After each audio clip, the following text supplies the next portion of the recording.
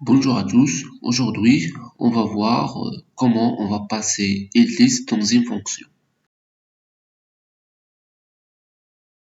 Passer une liste en tant que paramètre à une fonction est une pratique courante en programmation.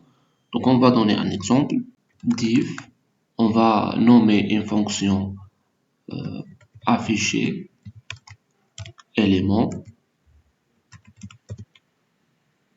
Le paramètre on va l'appeler list, comme ça, 2 points. Le rôle de cette fonction est d'afficher les éléments d'une liste. Donc for i list print le i. Donc on a utilisé une boucle pour afficher les éléments de la liste. Donc c'est ça la définition de notre fonction. Maintenant on suppose qu'on a une liste x est égale 1, 2, 3, 4, 5 et on veut afficher ces éléments. Donc on va appeler la fonction afficher élément. Ensuite on va ouvrir les parenthèses et on va écrire l'argument ici c'est x. Très bien.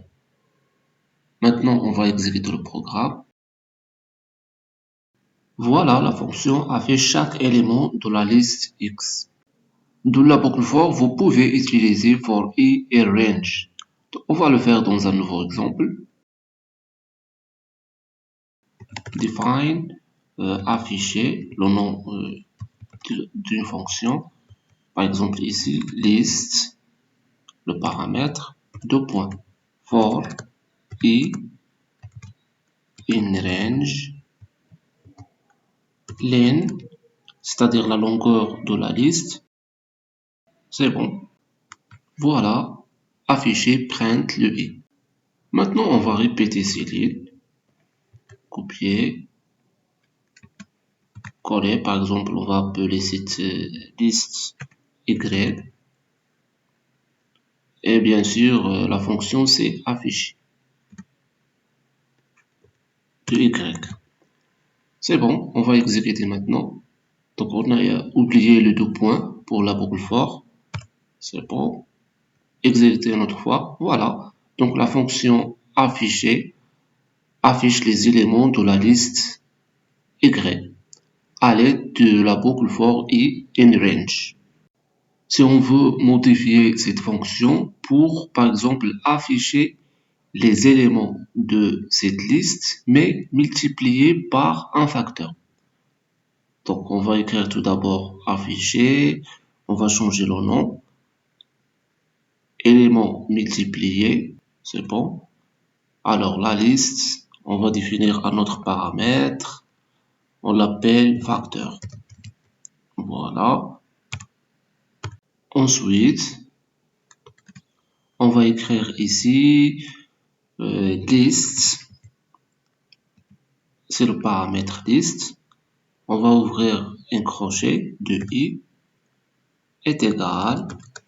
Donc ici on va juste copier liste de i, c'est-à-dire l'élément multiplié facteur.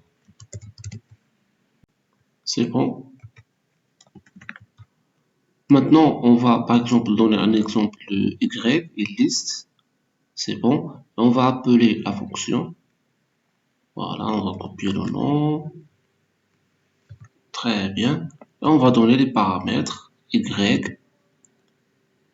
et le facteur de multiplication que vous voulez. Par exemple 2. C'est bon.